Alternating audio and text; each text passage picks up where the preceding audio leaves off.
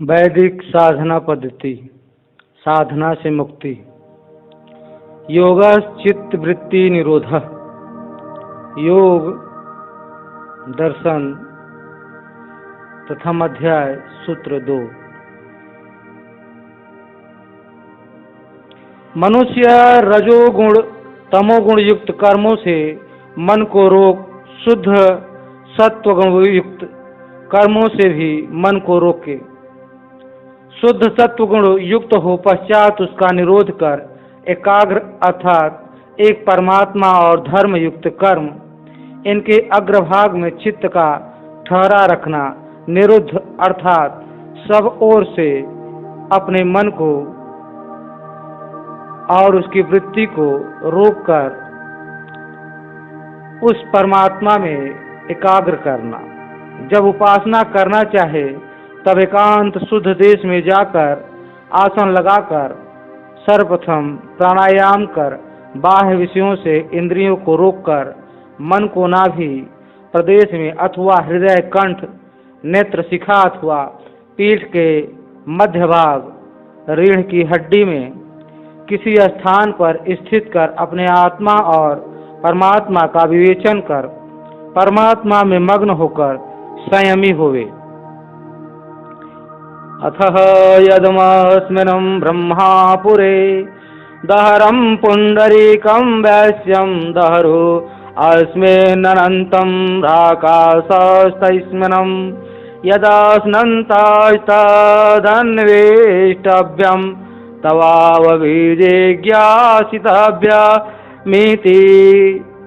छांदोग्य उपनिषद अध्याय 8 श्लोक प्रथम।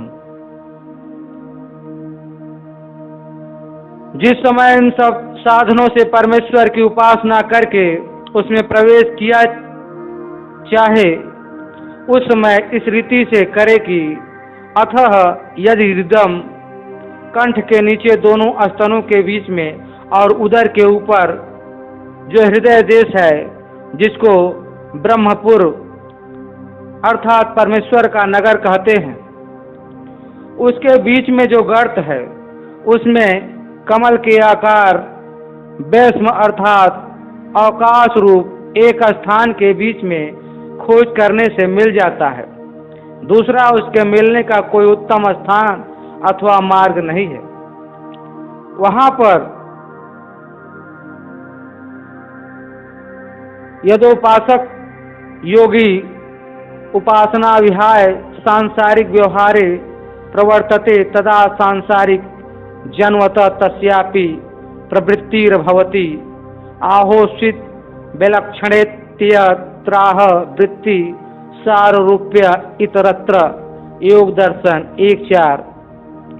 इतरत्र सांसारिक व्यवहारे प्रवृत्ति अपि उपासकस्य योगिनः शांता धर्मारूढ़ा विद्या विज्ञान प्रकाशा सत्य तत्वनिष्ठा अति बति ब्रा साधारण मनुष्य विलक्षणा अपूर्वा एव वृत्तिर्जायते नैव ईदृशे अनुपासकानाम अयोगिनाम वृत्ति जायत इति।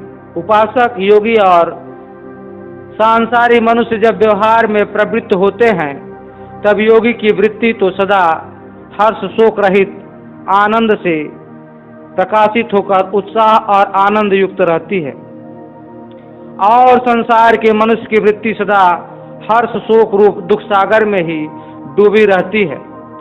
उपासक योगी की ज्ञान रूप प्रकाश में सदा बढ़ती रहती है और संसारी मनुष्य की वृत्ति सदा अंधकार में फंसती जाती है।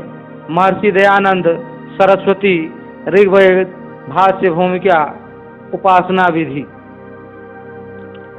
मुक्ति के विशेष साधन। सुखमूल धर्म धार दुखमूल अधर्म त्यागी। विवेक वैराग्य अभ्यास प्रथम साधन विवेक। सत्यासत्य धर्माधर्म कर्तव्य निश्चय। शरीर अर्थात जीव पंचकोशों का विवेचन अन्नमय प्राणमय मनोमय विज्ञानमय आनंदमय। अन्नमय कोश त्वचा से अस्थि पर्यंत पृथ्वी में अन्न रस रक्त मांस मेद अस्थि मज्जा वीर्य। प्राणमय कोश प्राण भीतर से बाहर जाने वाला, अपान बाहर से भीतर समान नाभिस्थ होकर सर्वत्र शरीर में रस पहुंचाता है। चौथा व्यान सब शरीर में चेष्टा आदि कर्म करना। पांचवा उदान जिससे कंठस्थ अन्नपान खींचा जाता है एवं बल पराक्रम होता है। मनोमय कोश मन अहंकार वाक बाद पाद पाणी पायु उपस्थ। विज्ञानमय कोश बुद्धि चित्त श्रोत्र नेत्र घ्राण रसना त्वचा। आनंदमय कोश प्रीति प्रसन्नता न्यूनानंद अधिकानंद आनंद आधार कारण रूप प्रवृत्ति। अवस्थाएं जागृत स्वप्न सुषुप्ति तुरीय शरीर स्थूल जो दिखता है, सूक्ष्म पांच प्राण पांच ज्ञानेन्द्रियां पांच सूक्ष्म भूत मन बुद्धि, इनके दो रूप, एक भौतिक और दूसरा अभौतिक। कारण शरीर सुषुप्ति गाढ़ निद्रा प्रकृति सर्वत्र विभू, सबके लिए एक। दूसरा साधन वैराग्य सत्य का ग्रहण असत्य का परित्याग। तीसरा साधन सटक संपत्ति समदम उपरति तितिक्षा श्रद्धा समाधान।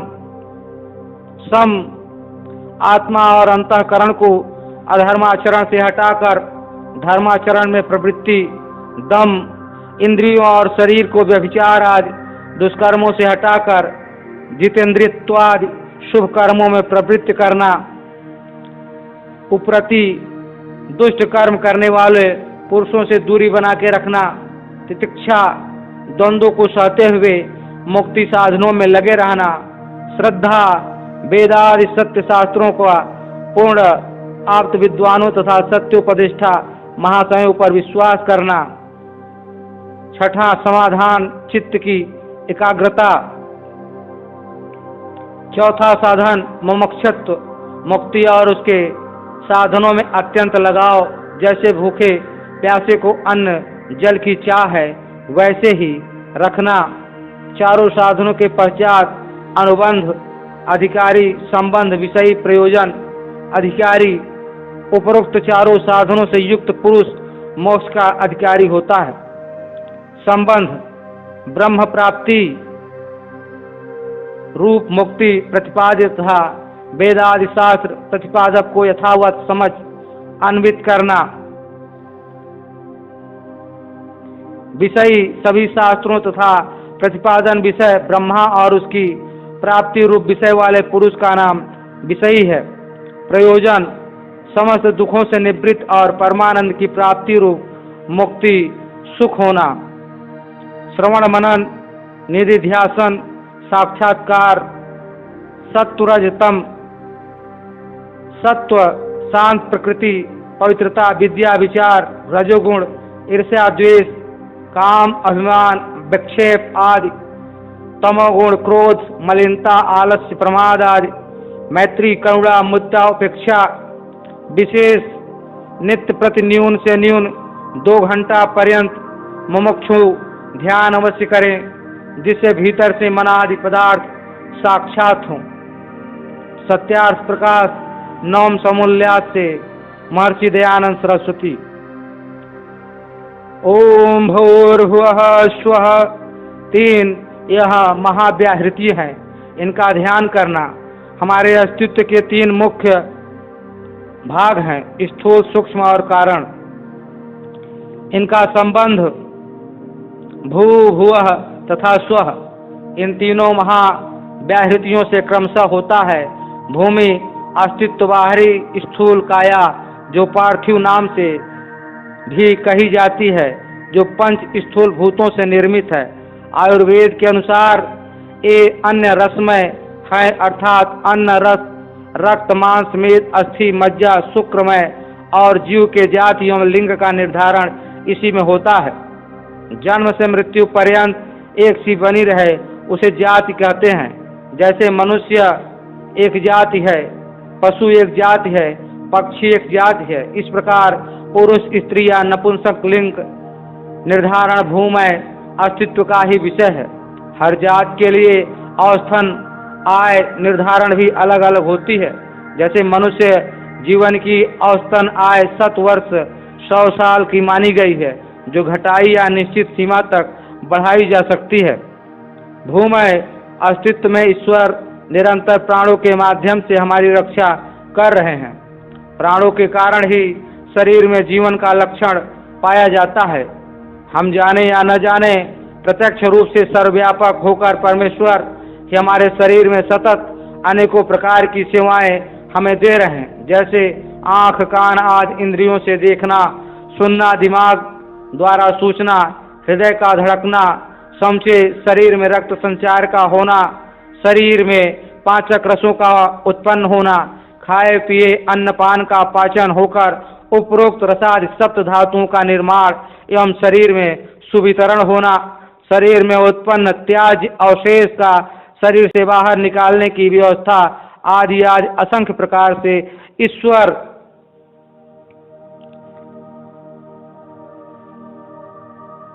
के द्वारा ये सारे क्रिया कार्य हमें भूमय अस्तित्व में निरंतर प्राप्त हो रहे हैं।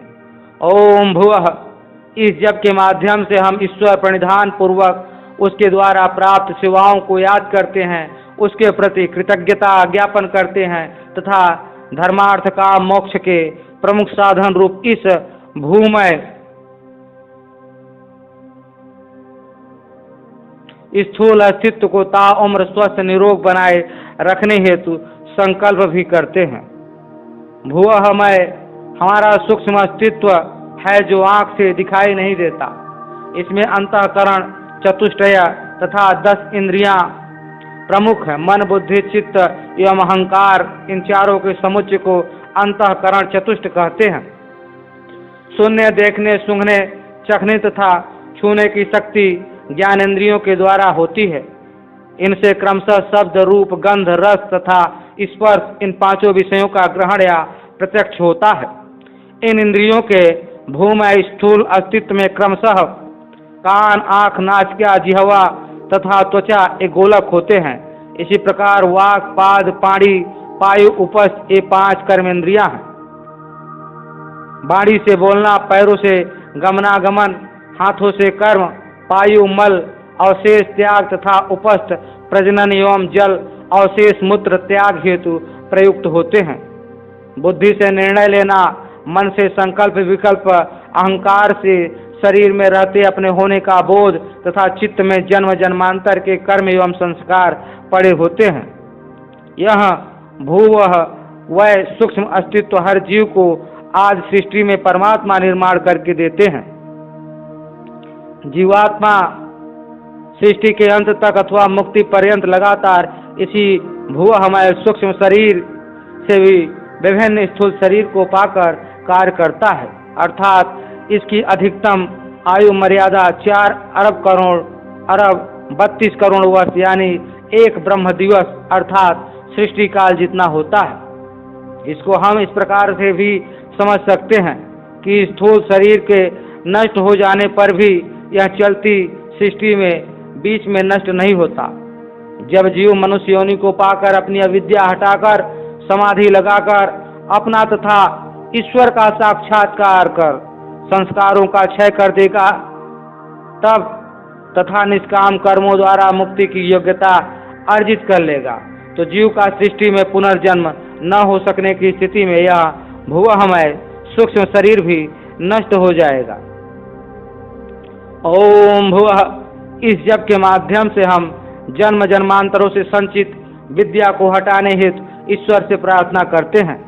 ईश्वर का नाम भी भुवः है, जो हमें सब प्रकार के दुखों से छुड़ाते हैं। इंद्रिय दोष एवं संस्कार दोष से पुष्टि होते हैं। हम अपने अंतःकरण की शुद्धि हेतु ईश्वर की पवित्रता को धारण करते हैं तथा विवेक के माध्यम से शुद्ध ज्ञान भी अर्जित करते हैं। शुद्ध ज्ञान को आधार बनाकर कर्मों को भी शुद्ध करते जाते हैं। इस स्तर में ईश्वर प्रणिधान पूर्वक बुद्धि की निर्मलता तथा इंद्रियों की धर्माचरण में दृढ़ता हेतु प्रार्थना की जाती है। स्वमय हमारे अस्तित्व कारणमय है। इसमें तीन अनादि पदार्थ आ जाते हैं, ईश्वर, जीव और प्रकृति। तीनों ही अनादि पदार्थ हैं। इन तीनों पदार्थों के संयोग से ही यह सृष्टि कार्य करती है। अव्यक्त हैं। इनमें ईश्वर एवं जीव दोनों ही चेतन तथा प्रकृति जड़ पदार्थ है। तीनों ही अनादि अनुत्पन्न नित्य पदार्थ हैं। सत्व रज तमोमय प्रकृति रूप कारण शरीर सब जीवों के लिए एक समान विभू है, अर्थात प्रकृति के तीनों कण संसार के हर पदार्थ में होते हैं। ईश्वर का जीव के साथ नित्य संबंध है, पर अविद्या के प्रभाव से जीव ने ईश्वर को भुला सा दिया है। शरीर के माध्यम से उत्पन्न होने वाले सारे संबंध अनित्य हैं, संयोग वियोगांत होने से विनाशशील हैं, पर अविद्या प्रभाव में जीव की सारी चेष्टा इन अस्थायी संबंधों को अस्थायी मानने एवं बनाए रखने की है। ओम स्वः इस जप के माध्यम से ईश्वर की सन्निकटता को अनुभव करने का हम प्रयास करते हैं। विनाशशील संसार और सांसारिक संबंधों की यथार्थता को समझते हुए ईश्वर के अपने साथ नित्य संबंधों के संस्कार बनाए जाते हैं। उपासना योग से ईश्वर परिधान सिद्ध करते हैं। व्यवहार काल में भी ईश्वर की उपस्थिति को स्मृति पथ में बनाए रखने का संकल्प करते हैं। अतः ओमकार साधना विवरण, यह ईश्वर का सर्वोत्कृष्ट निज नाम है, यह प्रसिद्धतम नाम भी है। इस एक नाम से ही ईश्वर के अनेक नामों का ग्रहण होता है। यह ओम, आकार, उकार एवं मकार इन तीनों वर्णों से मिलकर बना है। आकार से विराट अग्नि, विश्वाज, उकार से हिरण्यगर्भ, वायु, तेजस आदि तथा मकार से ईश्वर आदित्य प्रज्ञा नामों का ग्रहण होता है।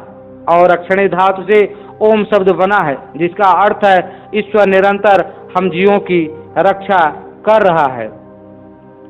भूलोक, अंतरिक्ष लोक तथा द्योलोक संबंधी तीन तीन सुषुम्ना केंद्र में इस आकार आदि से सिद्ध होने वाले नामों को पिरोते हुए धारणा बनाकर साधना की जाती है। इसके लिए आप और भी विस्तार से साधना के माध्यम से ज्ञान प्राप्त करते हैं। विराट भी पूर्वज राजरी दिप्तौ धातु से क्विप प्रत्यय पूर्वक विराट शब्द की सिद्धि है, जो बहु प्रकार से जगत को प्रकाशित करे। इससे ईश्वर का नाम विराट है। अग्नि अनुगति पूजनयो अथा अग्नि अग्नि और इन गति अर्थक ना से आग्न शब्द की सिद्धि होती है, जो ज्ञान स्वरूप सर्वज्ञ जानने, प्राप्त होने और पूजा करने योग्य होने से ईश्वर का नाम अग्नि है। विश्व विषह प्रवेशने इस धातु से विश्व शब्द की सिद्धि होती है, जिसमें आकाशादि सब भूत प्रवेश कर रहे हैं अथवा जो आकाशादि सब भूतों में प्रविष्ट हो रहा है, इससे परमेश्वर का नाम विश्व है। हिरण्यगर्भ ईश्वर में ही सूर्यादि तेज वाले लोक उत्पन्न होके उसी के आधार से रहते हैं, अथवा सूर्यादि तेज स्वरूप पदार्थों का गर्भ नाम उत्पत्ति और निवास स्थान होने से ईश्वर को हिरण्यगर्भ भी कहते हैं। वायु व गति गंधनयो धातु से वायु शब्द की सिद्धि होती है, जो चराचर जगत का धारण, जीवन और प्रलय काल तथा सब बलवानों से अति बलवान ईश्वर को वायु कहते हैं। तेजस तीज निशाने धातु से तेज, इससे तद्वित करने से तेजस शब्द की सिद्धि होती है, जो आप स्वयं प्रकाश और सूर्यादि तेजस्वी लोकों का प्रकाश करने वाला होने से ईश्वर का नाम तेजस है। ईश्वर इस ऐश्वर्य इस धातु से ईश्वर शब्द की सिद्धि है, जिसका सत्य, विचारशील, ज्ञान और अनंत ऐश्वर्य है तथा जो सकल जगत उत्पादक, सर्वशक्तिमान, स्वामी और न्यायकारी होने से ईश्वर नाम अर्थ जानना चाहिए। आदित्य दो अखंडने धातु से अदिति, इससे तद्वित करने से आदित्य शब्द की सिद्धि होती है। ईश्वर का विनाश कभी नहीं होता, इसलिए ईश्वर को आदित्य कहते हैं। प्राज्ञ प्रपूर्वक ज्ञान अवबोधन धातु से प्रज्ञ इससे तद्वित करने से प्राज्ञ शब्द की सिद्धि होती है। ईश्वर में भ्रांति रहित ज्ञान है और वह चराचर जगत के व्यवहारों को यथावत जानने वाला होने से प्राज्ञ कहता है। गायत्री मंत्र की साधना। ओम भूर्भुवः स्वः तत्सवितुर्वरेण्यं भर्गो देवस्य धीमहि धियो यो नः प्रचोदयात्। यजुर्वेद अध्याय 36 मंत्र 3। गायत्री मंत्र की हम 3 प्रकार से साधना कर सकते हैं।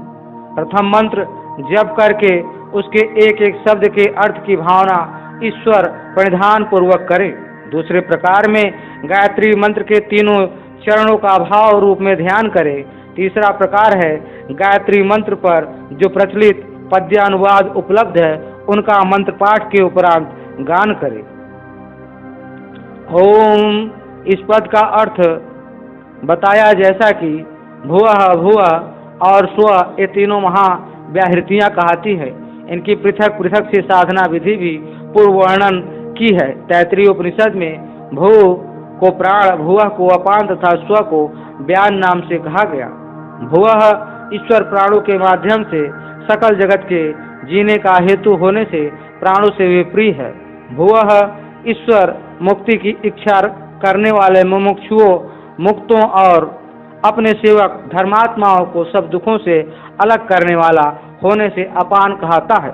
तथा स्वः स्वयं आनंद स्वरूप तथा अपने उपासकों को आनंददाता ईश्वर जो सब जगत में व्यापक होके सबको नियमों में रखता है, सबका आधार है, ज्ञान नाम से कहता है। अब गायत्री मंत्र का संक्षेप से अर्थ समझें। तत् उस सविता के ईश्वर को सफल जगत का उत्पादक, सूर्यादि का प्रकाशक तथा समग्र ऐश्वर्य का दाता होने से सविता कहते हैं। वरेण्यम ईश्वर सर्वश्रेष्ठ होने से वर्ण करने योग्य है। भर्गः ईश्वर के क्लेशनाशक तेज को भर्ग कहते हैं जो शुद्ध विज्ञान स्वरूप है। देवस्य देव का जो आत्माओं में प्रकाश करने वाला शुद्ध पवित्र स्वरूप है, उस ईश्वर के दिव्य तेज का हम धीमहि हम ध्यान करते हैं, उसे अपने आत्मा में धारण करते हैं। यह हे परमात्मा नः हम सब की धियः बुद्धियों को प्रचोदयात् सकल बुराइयों से हटाकर सन्मार्ग में सदा प्रेरित करें। गायत्री मंत्र में ईश्वर के मुख्य नाम ओम में से आकार का भुवः से तथा मंत्र भाग में प्रथम चरण तथा तत् सवितुर्वरेण्यम से संबंध उकार का भुवः से तथा मंत्र में मध्यम भाग भर्गो देवस्य धीमहि से संबंध है। इस प्रकार मकार का स्वः तथा मंत्र के तृतीय चरण धियो यो नः प्रचोदयात् से संबंध है। सतपथ ब्राह्मण की प्रसिद्ध प्रार्थना अस्तोमा सद्गमय तमसोमा ज्योतिर्गमय मृत्युर्मा अमृतगमय का गायत्री के प्रथम चरण के साथ समायोजन करके प्रार्थना की जा सकती है। भाव और उसका कविता कुछ इस प्रकार से कविता में हम कर सकते हैं।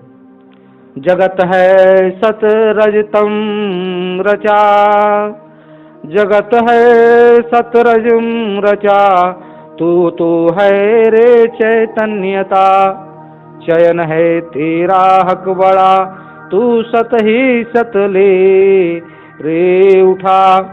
अर्थात सविता परमात्मा ने यह संसार त्रिगुणात्मक प्रकृति से रचा है। हमें रजोगुण तथा तमोगुण युक्त कर्मों से अपने को रोग शुद्ध सत्व गुण युक्त कर्मों को ही अपनाना है, तभी हम चित्त की सत्व शुद्धि कर सकेंगे।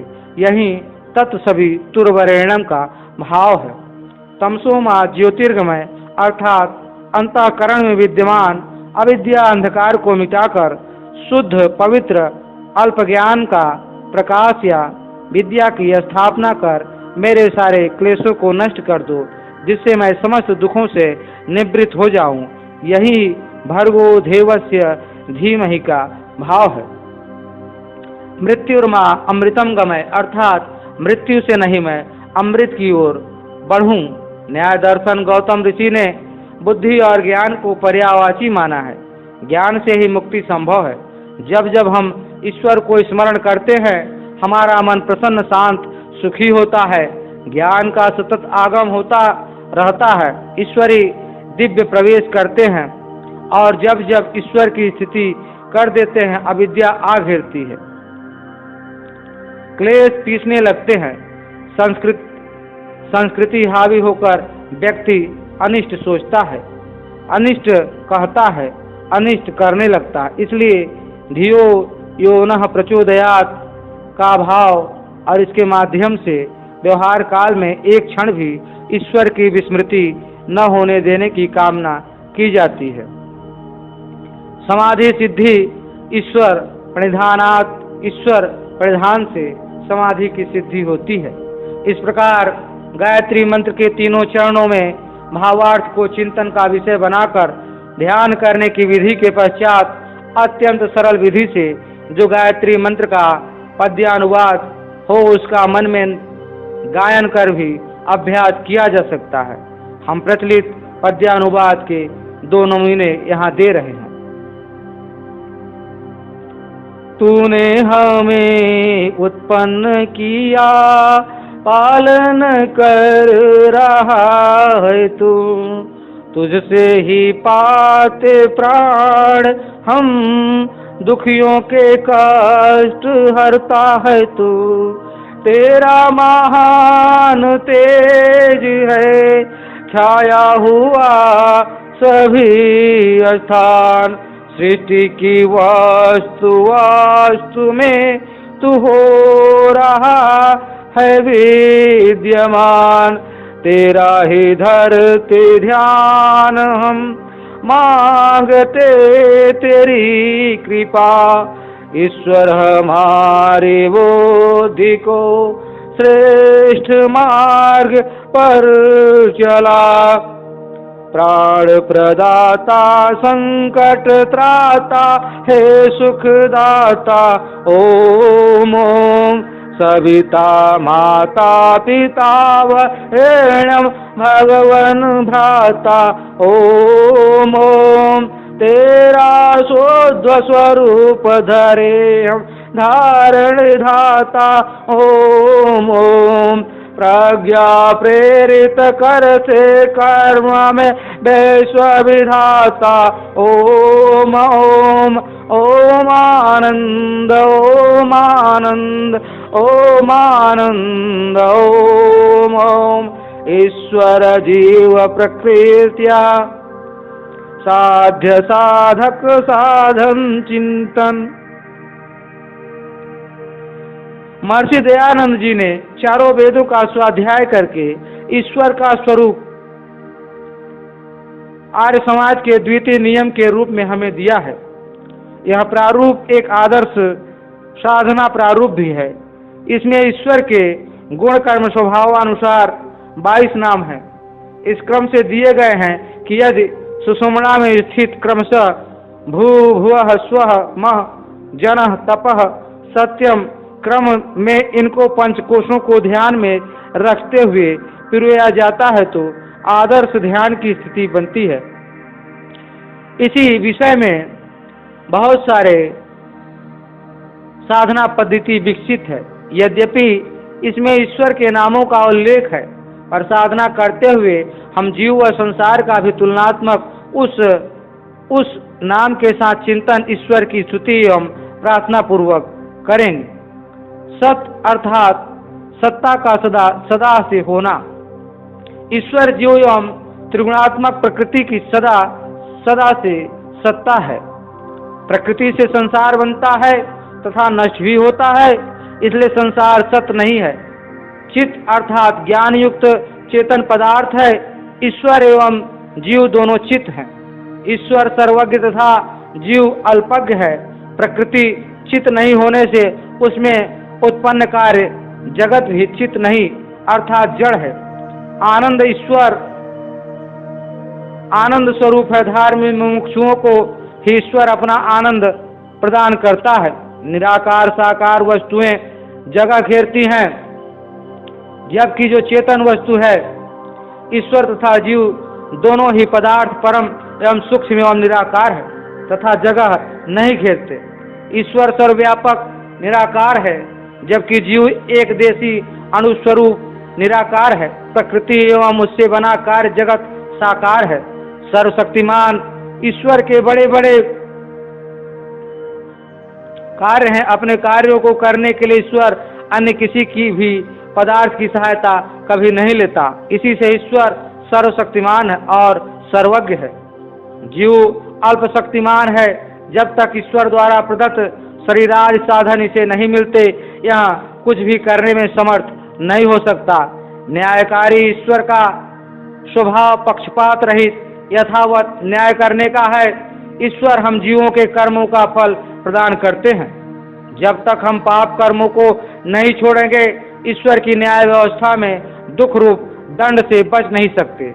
दयालु अनादिकाल से ईश्वर हम जीवों के लिए निष्काम भाव से सृष्टि रचना करते हैं और करते आ रहे हैं। जिस समय हम जैसा सुख चाहिए बिना ही मांगे वह हमें प्रदान करते हैं। हमने भले ही उसकी उपेक्षा कर दी है, किंतु वह हमें अपनी सेवाएं सतत दे रहे हैं। हम भले ही उसके द्वारा प्रदत्त शरीर, मन, बुद्धि, इंद्रियों आदि का दुरुपयोग क्यों न करें, वो हमें नए नए शरीर बनाकर देते ही आ रहे हैं। ईश्वर में अनंत दया है, इसीलिए ईश्वर का नाम दयालु भी है। अजन्मा चेतन का शरीर के साथ संयोग जन्म कहता है। ऐसा जन्म ईश्वर का कभी नहीं होता, न हो सकता है। ईश्वर सर्वव्यापक होने से शरीर की मर्यादाओं में कभी नहीं आ सकता है। वैसे तो जीव भी स्वरूप से अजन्मा है, पर जब शरीर को धारण करता है, यही उसका जन्म कहता है। अनंत ईश्वर की कहीं कोई सीमाएं मर्यादाएं नहीं है। ईश्वर में अनंत ज्ञान है, अनंत बल है, अनंत विद्याएं कलाएं हैं। ईश्वर के अनंत गुण कर्म स्वभाव है। सृष्टि को रचने, धारण करने, जीवों के कर्म फल देने आदि को ईश्वर का सामर्थ्य अनंत है। निर्विकार होते हैं।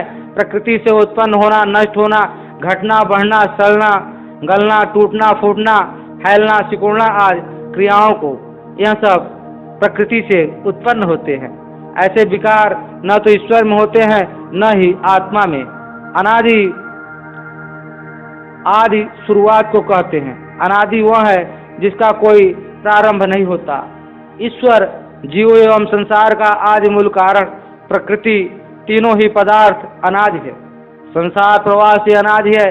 कभी सृष्टि रूप तो कभी प्रलय रूप होता है। अनुपम उपमा कहते हैं तुलना को। ईश्वर की किसी से भी तुलना या उपमा नहीं हो सकती, क्योंकि उपमा अस्य विष्ठा मंत्र में आया है कि उस ईश्वर की कोई उपमा नहीं है, क्योंकि ईश्वर जैसा और कोई नहीं है। ईश्वर अद्वितीय है। वेदों में ईश्वर के स्वरूप ज्ञान कराने हेतु जो उपमाएं मिलती हैं, वे वास्तव में हीन उपमाएं हैं। ईश्वर अनुपम एवं सर्वाधार है। अरबों खरबों निहारिकाओं, आकाश गंगाओं, उनमें भी अरबों सौर मंडल, उनमें भी अपने अपने सूर्यों का परिभ्रमण करते असंख्यात ग्रह उपग्रह को ईश्वर अपने अंदर बनाकर धारण करते हैं। हम जीवों के भी कर्म फलदाता आदि होने से ईश्वर ही आधार है। सर्वेश्वर ईश्वर सकल जगत के अकेले स्वामी हैं। हमारे पास जो भी ज्ञान, स्वास्थ्य, सगे संबंधी, धन संपत्ति आदि है, उन सब का दाता वह परमेश्वर ही है। इसलिए वास्तविक स्वामी तो वही है। हम गौण स्वामी हैं, केवल प्रयोग के अधिकारी हैं। सर्वव्यापक ईश्वर सर्वव्यापक है। हम अपने मन से कितने ही दौड़ लगाएं, पर सर्वव्यापक होने से ईश्वर पहले से ही वहाँ विद्यमान है। तदे जति तन्ने जति तद्दूरे तद्वंत के तदंतर तदु सर्वस्य यास्य वाहित।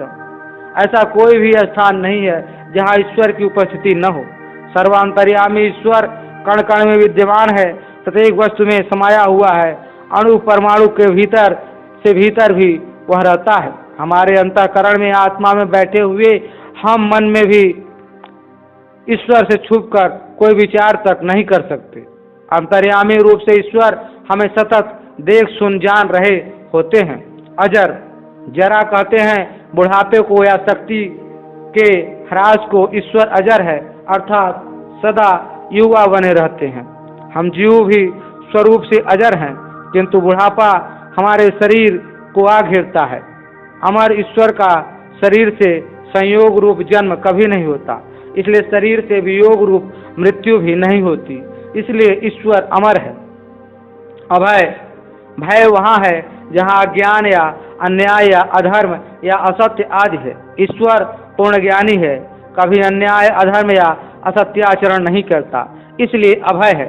जीव भी इसी प्रकार आचरण कर निर्भय बन सकता है।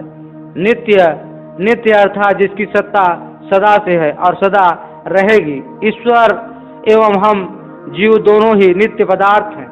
शरीर के कारण उत्पन्न संबंध अनित्य विनाशशील है, पर ईश्वर के साथ हमारे संबंध नित्य हैं। ईश्वर हमारा अस्थाई माता पिता गुरु राजा आदि है। पवित्र, ईश्वर में कोई भी अशुद्धि नहीं है। ईश्वर परम पवित्र है, उसका संग उपासना आदि करने से जीव भी पवित्र हो जाता है। बुद्धि की निर्मलता बिना निर्णय क्षमता का सटीक सदुपयोग संभव नहीं है। मन की पवित्रता पाकर ही जीव 100% शिव संकल्प में हो सकता है। इंद्रियों और संस्कारों में दोष से अविद्या पनपती है, अतः इंद्रियों को धर्माचरण में चलाने के लिए पवित्र होना आवश्यक है। इसी प्रकार धर्मार्थ काम मोक्ष की सिद्धि हेतु शरीर की शुद्धि अर्थात निरोगिता भी हमें अभिष्ट है। सृष्टिकर्ता ईश्वर ही सारे संसार का रचयिता है। ये संसार उसने हम जीवों के भोग और अपवर्ग रूपी प्रयोजन की सिद्धि के लिए बनाया है।